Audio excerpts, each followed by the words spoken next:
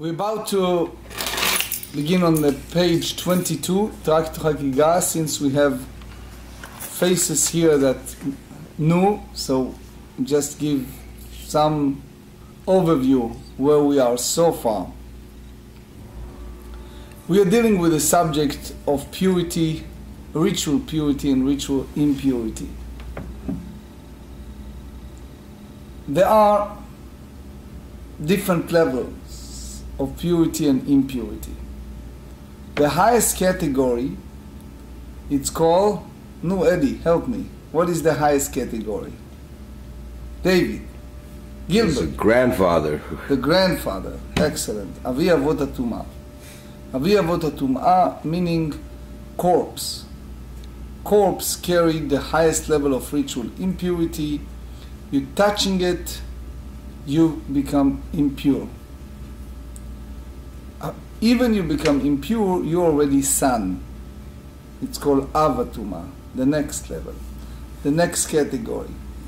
Why? Because you are not the corpse itself, you are a separate entity. So therefore, you, Av, not Avi Avot, Av, you are the son. The son of the grandfather, or the else son or of the father. Yes. Then anything that touched you also become ritual impure, and that can be food, etc. And we differentiate between vessels and food in a sense of the grandson, the great-grandson. It's called Rishon, Sheni, Shlishi, or Vi'i. It's a steps. The Mishnah gives us 11, and according to others, 10. That's the disputation we studied yesterday. Between several level of gradation of ritual impurity. What does that mean? We explained yesterday and the day before yesterday that there's a certain way to purify something that is impure. How is that? In a simple way, we're using a water that are in the pit, in the cistern, in the ground, that are filled with water.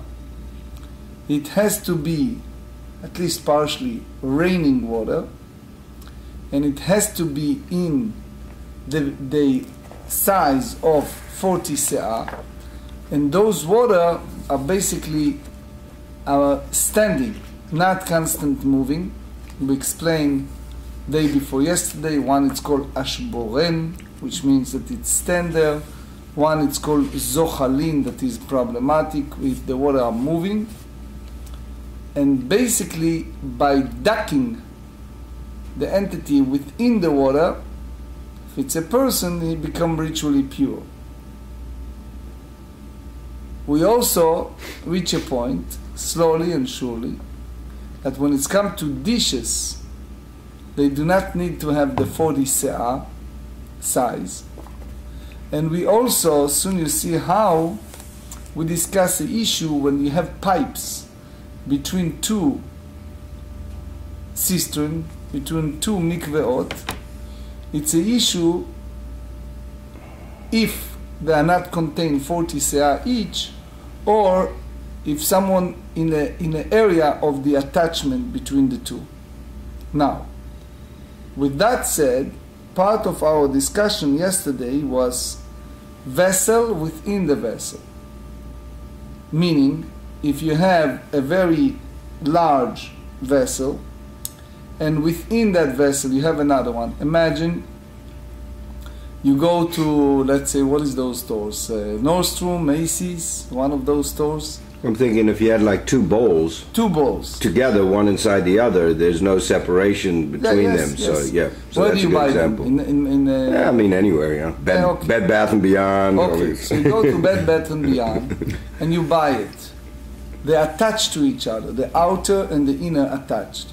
Mm-hmm. You remove all the stickers, so you don't have the issue of chatzitza, of interposition. Mm-hmm. But you put both vessels inside the mikveh together. Yep. So we have a discussion since the water is not reaching every place, it's a problem, at least by one sage, of the interposition. And we explained that the interposition subject, which called in Hebrew chatzitza, meaning when a person duck himself or herself in the mikveh for all kind of reasons. Can be a woman after the time of the menstruation, can be a person that touched the dead body, etc. When they duck themselves in the mikveh, in the ritual bath, if they carry, for example, a watch, or if they have nails or things like that, it's called chatzitza, interposition. And therefore, it is a challenging issue. Many of the rabbis feel that they did not fulfill the mitzvah, the obligation to purify themselves. They are not in a state of purity if it's an interposition. What if you have, for example, you want to toggle some silverware, like forks and knives and so forth, and you put them in a basket? Okay, and so then, you need and to then you shake toggle the basket. As long as you shake the basket to make sure that they separate, Yes, and everything, yes, then you're yes, that's yes. okay. Yes, because if you have a large pile, Right. it's kind of hard To do each to one. go right? each one. Yep. The only thing I suggested as a side note, people should know that you should remove all the stickers. Absolutely. So you don't have interposition. Yeah. Okay?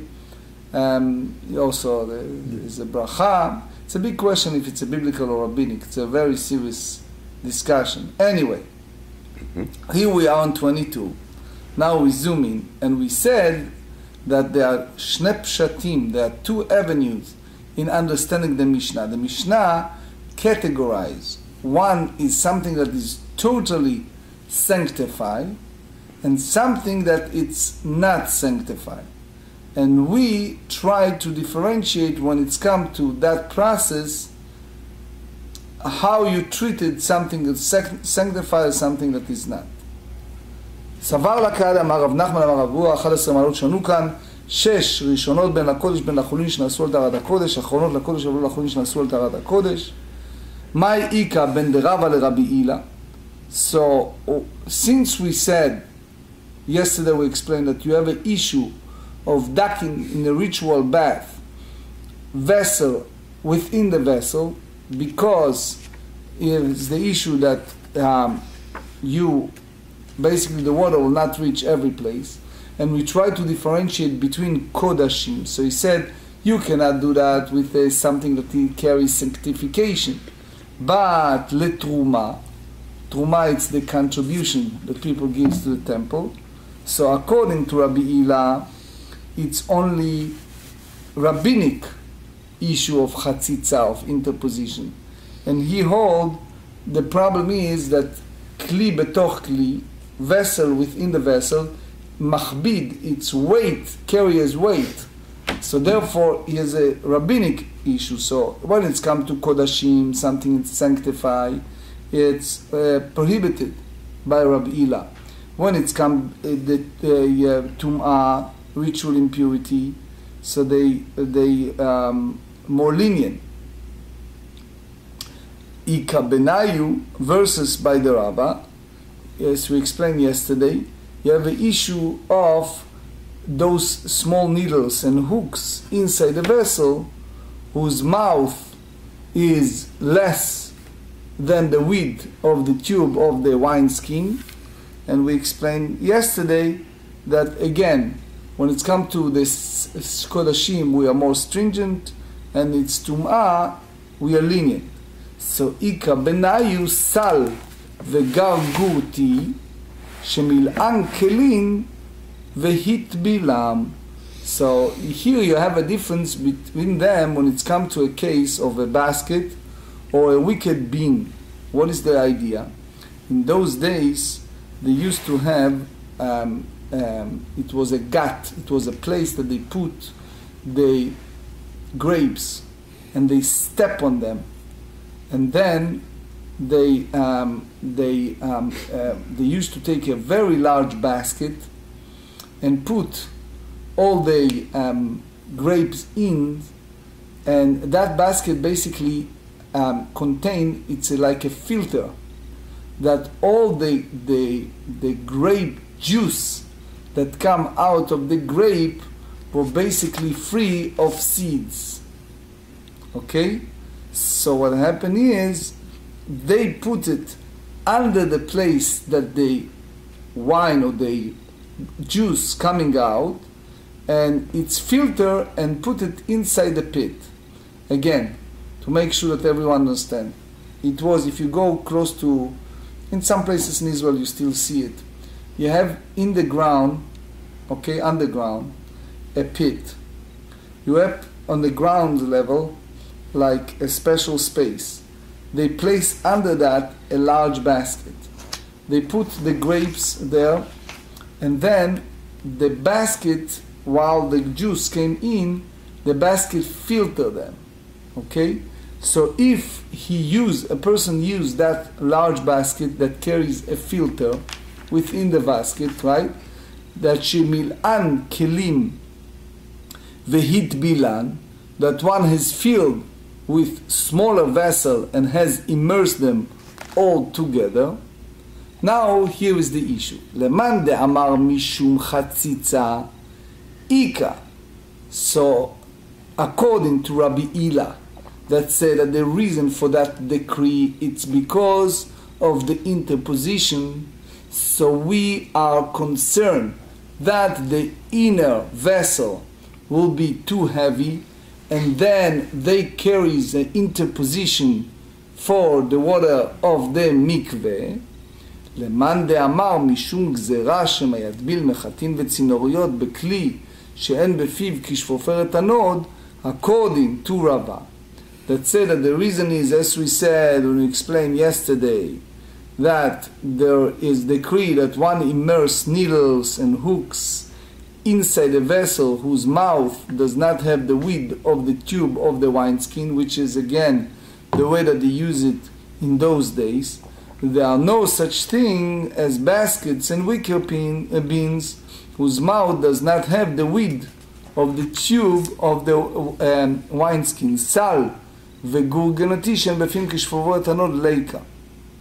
So again, we do not have time, but Tosfot here try to he asks several questions. What's the real difference here between the two? Because according to Rabbi Ila, that said that the reason is because of the interposition, that applies regardless to the outer vessel or the inner vessel. And by ducking, it's not helped neither one of them. According to Rava, that said that the reason that you duck inside the vessel that doesn't have its wide mouth as the wineskin, it's only applied to the inner vessel, not the outer. So it means that if you duck both, according to Rava, the outer vessel, the tvila altalo, that the ducking is okay. So Tosfot have an issue here. It's called it's a migo. What's the difference between the outer and the inner? So if you tell me that one of them is pure white and the other, etc. Anyway, ואז דרבה לטעמי. דאמר רבה, סל וגרגורתי שמילאן כלים והטבילן. Again, you take this basket that usually used for the winery purposes, and you duck themselves, tehorim, they are pure even for the kodesh, which means you do not have a difference between truma and kodashim, and both are pure. So Rashi tells us that you should know that all of that, it's not only lechatchila, but even bediavad, even it's after the fact. It's not befitting.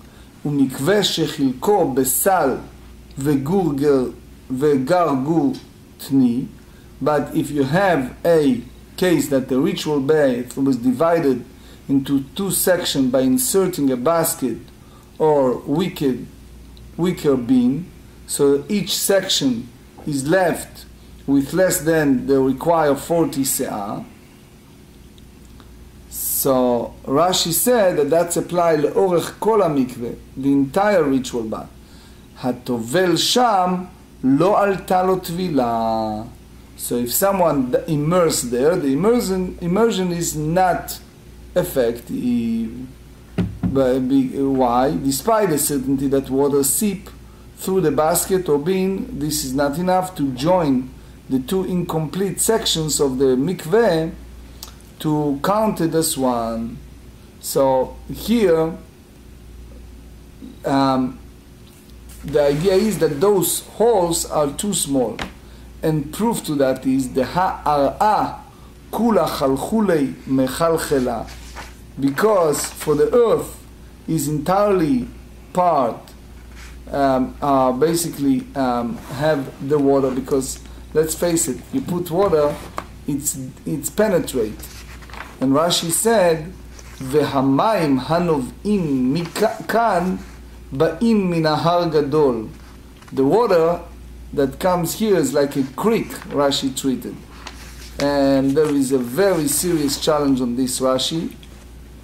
The Rosh in Tractate Mikvaot and Tosfot in Nazir, they challenge this Rashi because basically a person who duck himself in that type of water, he needs 40 seah.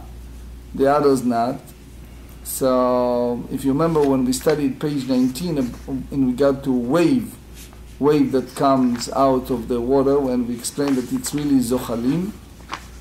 So over there we mentioned the 40 seah. So it means that always you need the 40 seah. Anyway, ובעינן דאיקה 40 seah במקום אחד. So the idea is we have to have our requirement, and we said it many times, that they have to have a 40 seah size. Dave, how much is a 40 seah in American measurement? About. Gosh, it was Gilbert, how much is it? I think I said before it was like around a little like 50 gallons or something like that. 50 gallons? Yeah, Right. I think that's what it was. So the idea is that you have to have the 50 gallons for our. Because the seah is a square, is a cubic amma, right? Is 1 by 1 by 1 amma. Yeah, okay. You should know that it's a little different between Chazon Ish and Reb Chaim Naeh. But anyway, so he said that it's a 40 seah together in one place.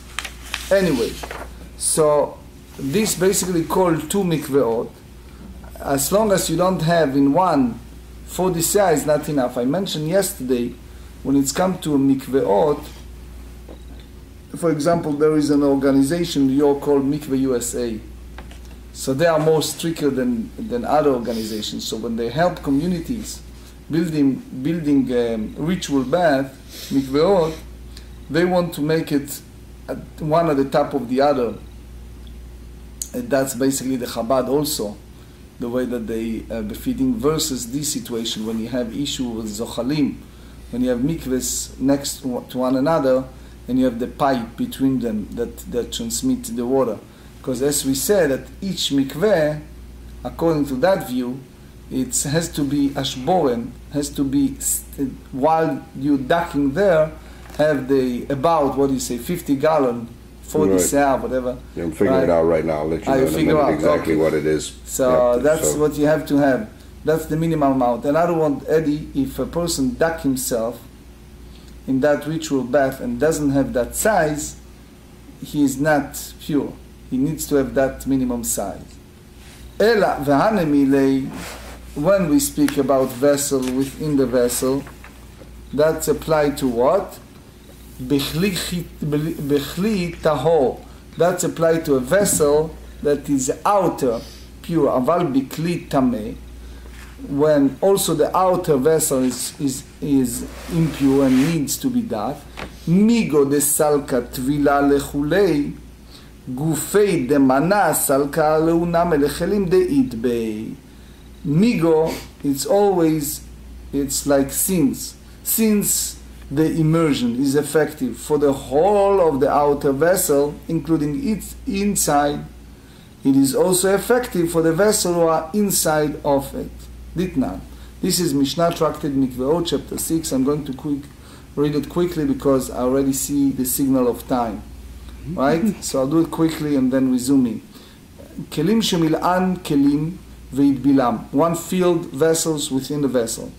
הרי אלו טהורים, they are pure for using for תרומה, for the temple purposes. ואם לא טבל, מים מעורבים עד שיהיו מעורבים כשפופרת הנוד. If not, so then they have to have a water that are joined together by means of a hole. It's not valid until the water is joined through the space as a weed as the tube of the wineskin.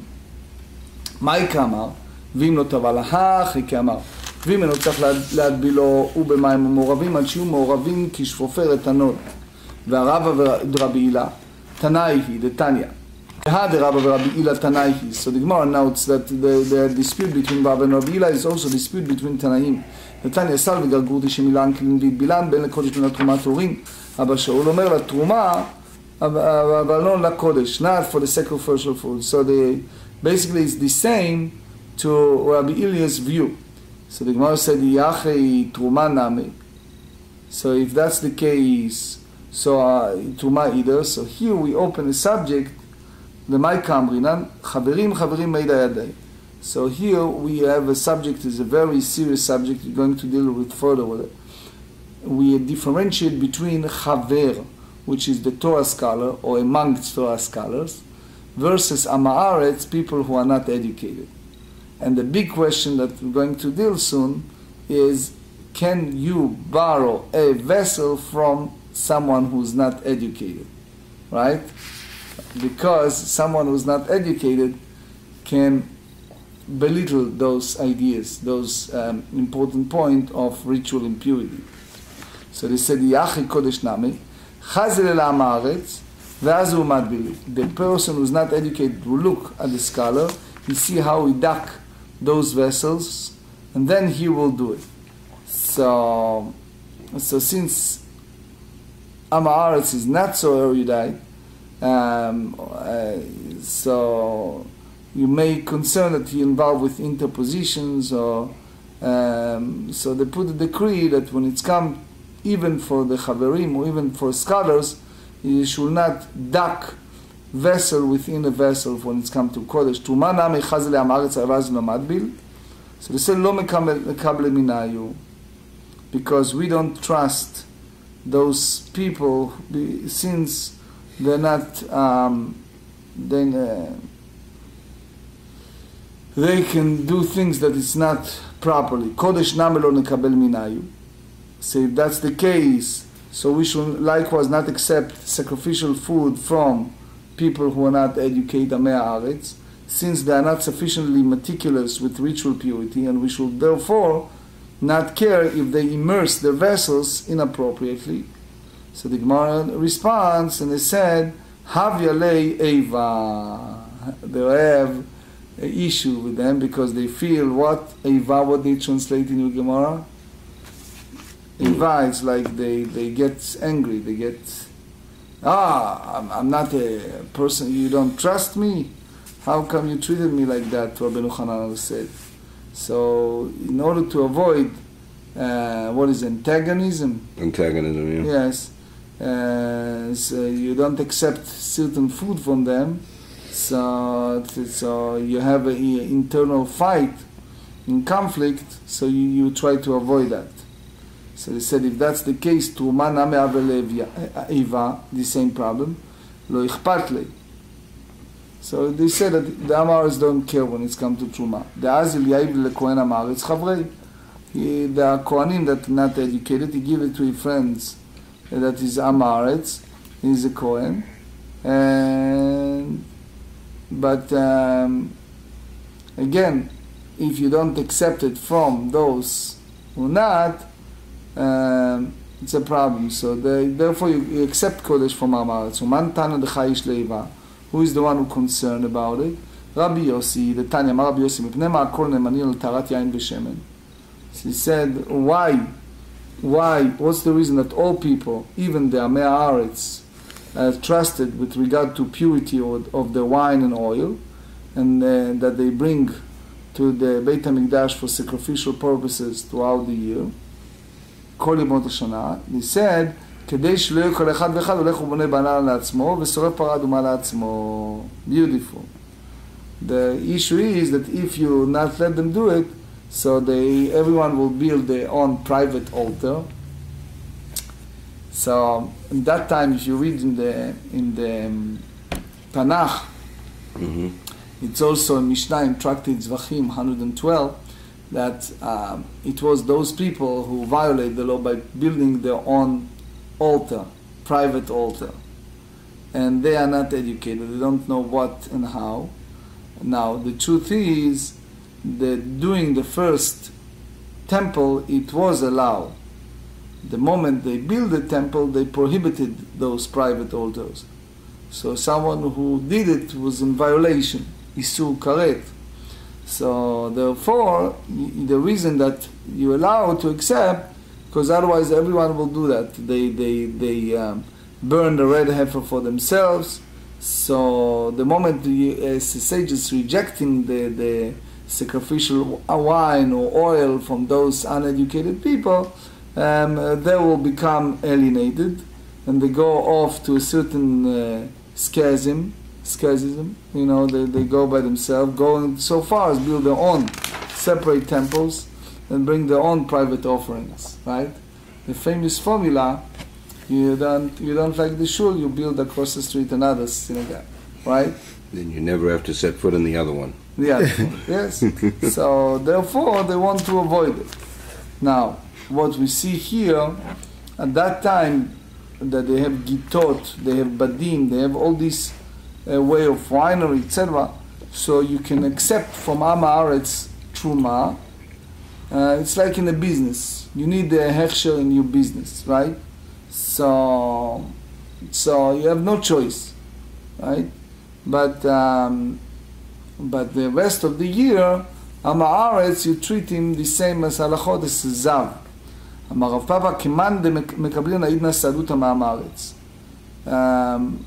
So, according to whom we accept in our days witness from someone who's not educated. כמאן כרבי יוסי. Because he is concerned about antagonism.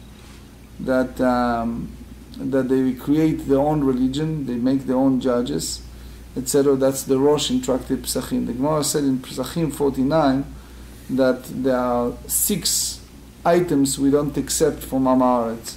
So go a little bit to the extreme, but the idea is when they give witness, we don't accept them because they say that they don't observe the law of purity, and therefore they use a strong language, neshotehem sheketz, etc. It's very strong language over there in Pesachim 49.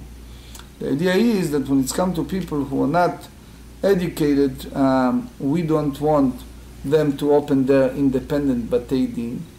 And the Rif explained over there in Pesachim that basically there are 2 categories of Am Haaretz, which is frightening. He said that the first category of Am Haaretz is someone who's observing Torah and mitzvot, but that person is not educated. And it's like Rabbi Akiva before he studies. So they said, Mi tani talmid chacham v'shachenu kanachash. So they said, what does that mean? It's not that he hates their religion, he hates the Talmidei Chachamim. Tosfot said here, והרב רבי אלחנן אומר, דקיימה לן כרבי יוסי וחיישן לבד, לפיכך מזמינים עכשיו בכל עמי הארץ, אף על גב דאמרים בברכות, אז מזמנים על עמי הארץ. Originally you don't do zimun, now you do it with them. וגם רב מנשה בת החליפה לא רצה לזמן עליהם, והרי מפרש, לא כולה רוצה לתלות שנחזיק לעצמו כתלמיד חכם שלא לזמן על עמי הארץ בידו ליטול, ואנו מחזיקים לעצמו כתלמיד חכם לעניין על זה. So you see in the code, in הלכות ברכת המזון, in קצ"ט, that בזמן הזה, nowadays, you take even Am Haaretz for the zimun. In conclusion, I just give you the vignette, is the idea that one of the category of Am Haaretz is what? Is someone who studied Torah by himself without a Rav, without the teachers. That's called Am Haaretz. Is that a negative connotation? The Am Haaretz is someone who's not educated, but the idea is some people think uneducated, something that's not educated. Never went to college. By our category, one of the 2 is someone who studied Torah without teacher. That's considered uneducated person. Because by study by yourself, you most probably have misconstrued a lot of concepts. It's like study the Tanakh study the scripture by yourself, and you can totally misconstrue. You go by the Hammurabi code, eye for eye is physical. You can go you misled yourself to many stray points. So the category of Am Haaretz, remember that idea, that's uneducated. Am Haaretz in Hebrew, it's someone who doesn't have a teacher, who study by himself.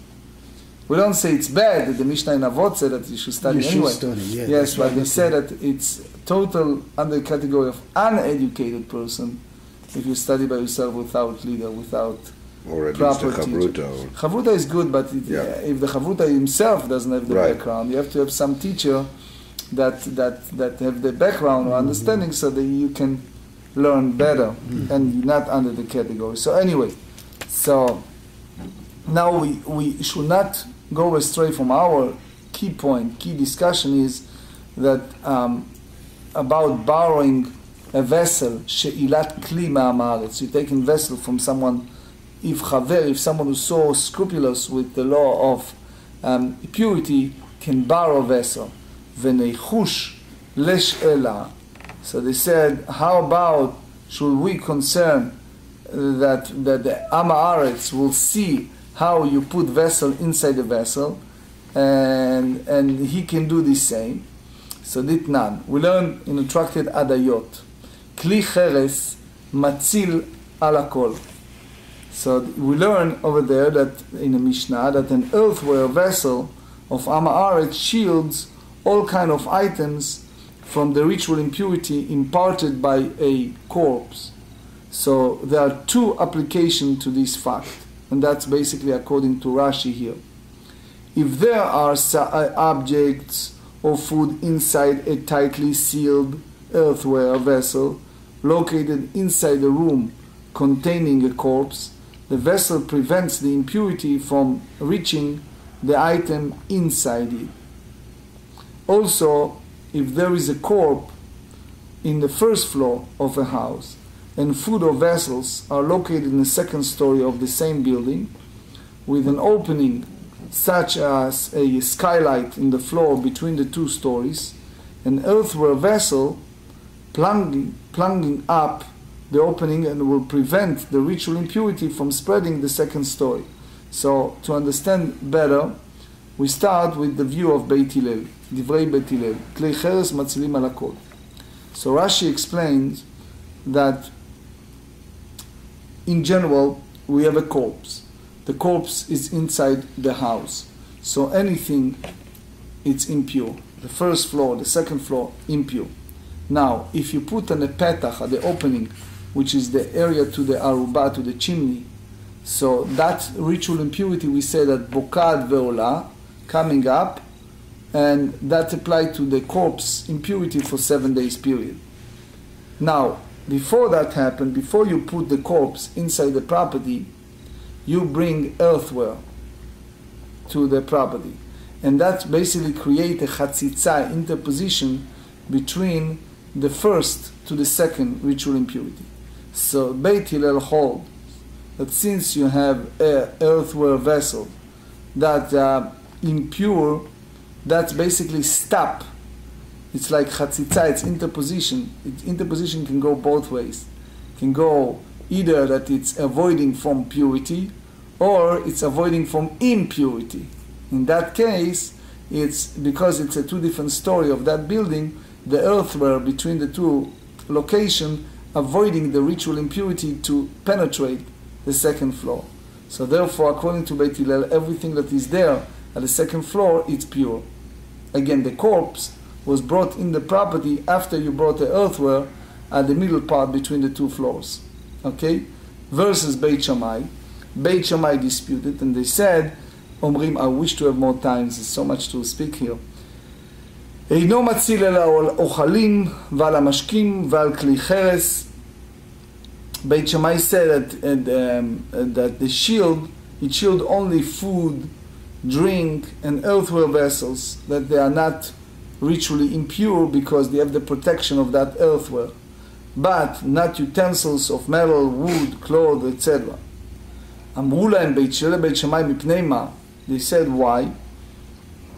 אמרו בית שמאי מפני שהוא טמא על גבי עם הארץ, because the earthenware vessel itself is impure on account its contact with Am Haaretz. And we explained several times that the Am Haaretz is impure, and therefore by attaching that vessel it transmitted the impurity.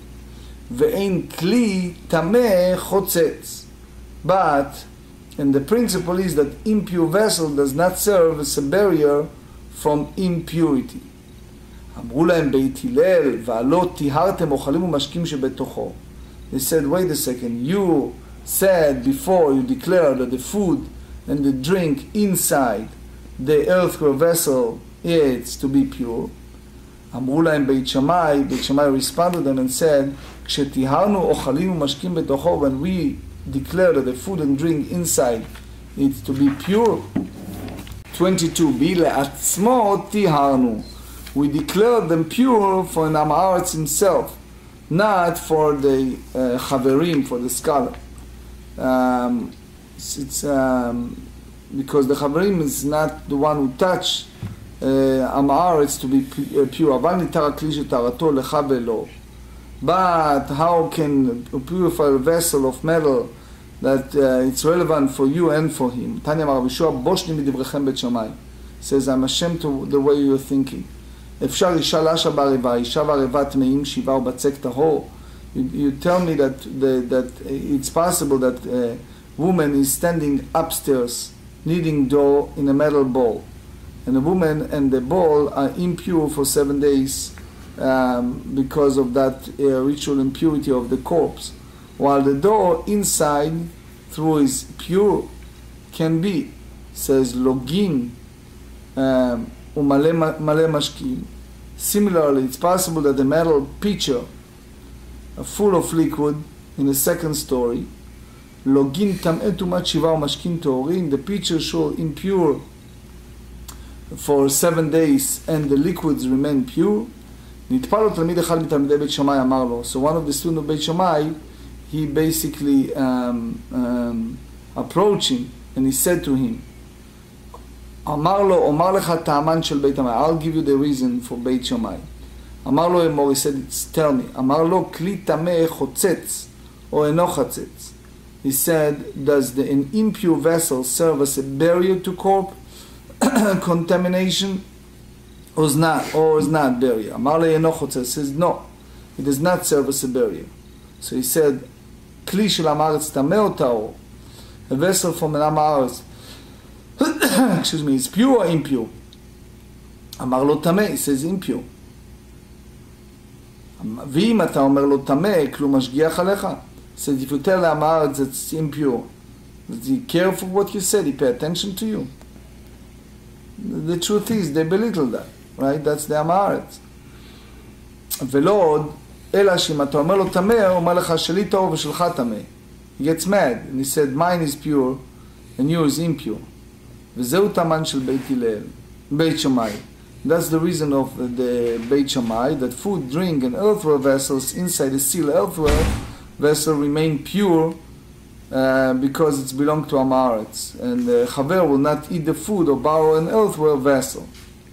מיד הלך רבי יהושע ושלח על קברי בית שמאי. When Rabbi Yeshua heard that, so he immediately went and he prostrated himself on the grave of Beit Shammai, the students of Beit Shammai.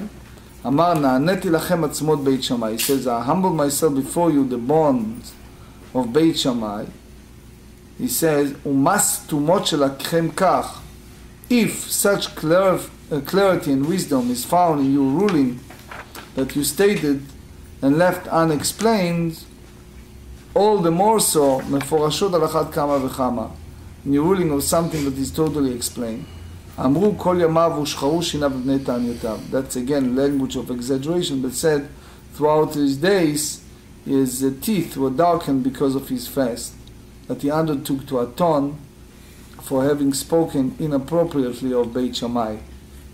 Right? It's like the story we said yesterday about Rabbeinu Yonah.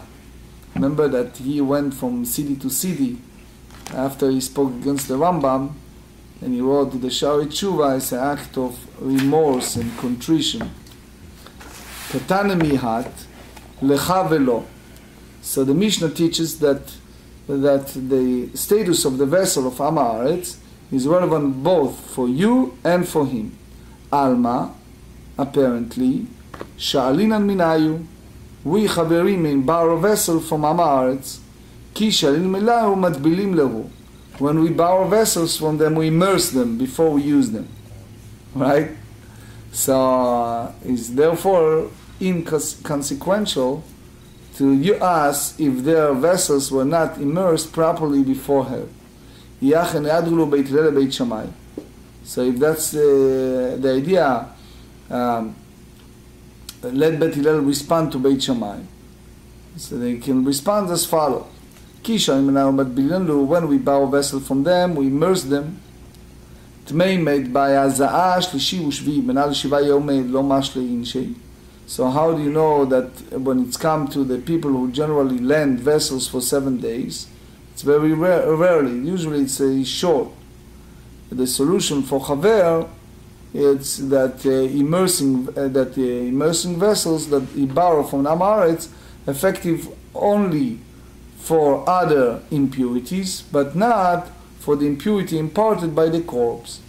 You don't trust them with regard to immersion. We trust them when it's come to immersion, which they by contact of the corpse. Rabbi said that you have to differentiate between the body and the vessels. רב אמר ידיבידי בחילה ולא קשה, עד אמר מעולם לא התבלתי כלי בתוך כלי, אבל אמר התבלתי אבל לא התבלתי בכלי שהן בפיו כשבויות הנוד. You have to differentiate between two statements that come out of him. One, he says, I never immerse one vessel inside another. And the other one, if he said, I have immersed the inside vessel, but I did not immerse with a vessel whose mouth does not have the weed of the tube of the wineskin.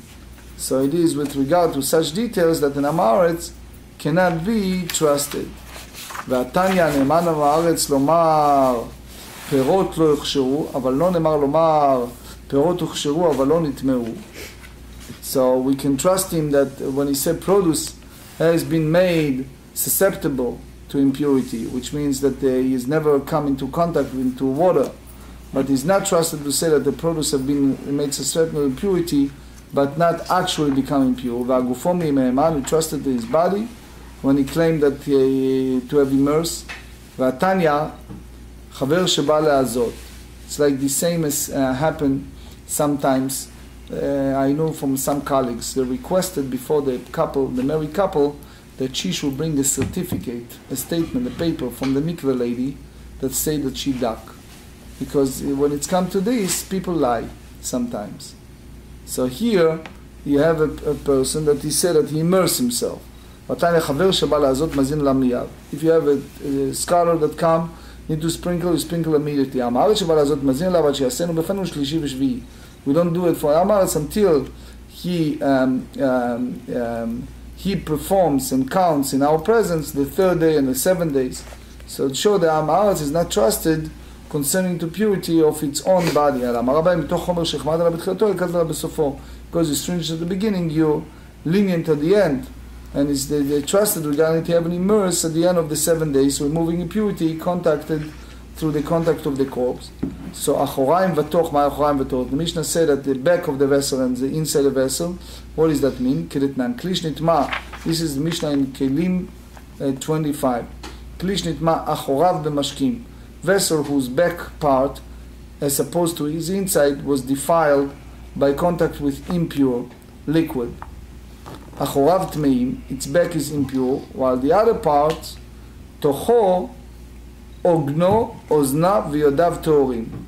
So the inside the rim and ear-shaped handles, and its straight handles are pure. So if we follow the Torah law, foods and liquid cannot impart ritual impurity to a vessel at all. By the Rabbanan, by the rabbinic law, liquids can. So in order to clarify that it's only a rabbinic decree, they institute that impurity thereby imparted if the liquid touches the outside of the vessel, should affect only the part that touched by the liquid, but not its inside of the other part or of its outside. However, nitmat tocho kulo tameh. If its inside was defiled, even by impurity only according to rabbinic law, it is all impure. So this halacha applies to truma, but regarding to offerings, the defilement of any part of the vessel renders it's all impurity. So then we said ubet hatzvita. We learned that it's place of gripping. So the Gemara asks, "My bet hatzvita." What is the place of gripping? So Amar Rav Yudah Amar Shmuel makom shetzovto. He said that this applies to a place that it's where the grips of the vessel, in other words, to pass. It's kind of the indentation used for grasping the vessel. We bring a source from the book of Ruth, chapter 2. וכן אומר ויצבט לה כלי, and he pitched some parched corn for her. That's the Boaz for Ruth, which means that he gave her a little of the corn. So the term is referring to a place on the vessel used to grasp it. Rabbi Yassi Amar Rabbi Yochanan makom shnekiya dat tzovim. He said that the place that fastidious people use for dipping. So a small receptacle for spices will be attached to the sides of the vessel for dipping one's food. Tana Rav Beiba Kamed Rav Nachman. Kol hakalim en lהם אחוריים בתוך. Most, he says, no vessels have this difference between the back and inside. אחד קודשי המקדש ואחד קודשי בית הגבול. Whether they are vessels for the consecrated food of the temple or those who consecrate food for anything else, which means outside of the temple. אמר לי קודשי הגבול מיינין הוא. What is the consecrated food of outlying area mentioned in the Braita? They said truma. והתניא האחרונים בתוך בית הצביתה לתמותה. We learn that the back of the vessel and the inside in its place for gripping apply to vessels used from the truma. So we said again, דילמה לחולין שנעשו את ארד הקודש כאמר. Maybe you're speaking about non-sacred food prepared according to the standards of purity of sacrificial food. So because the level of purity can be observed outside Beit HaMikdash as well. עד קרתן מילתא דאמר רבא בר אבוה 11 מעלות שנו כאן. They have here the 11, that's what we said in the Mishnah, 11 stringencies of sacrificial food here in the Mishnah. 6 ראשונות בין הקודש לבין החולין. The first 6 apply both sacrificial food and to non-sacred food prepared according to the standards of purity of sacrificial food. אחרונות לקודש. The last one applies to the sacred one. אבל לא לחולין שנעשו על טהרת הקודש. But none for the non-sacred food prepared according to the standards of purity of sacrificial food. So this basically a statement of Rabbi Bar Avua is corroborates with the interpretation of the Braita when we're dealing with the non-sacred food prepared according to the standard of purity of sacrificial food.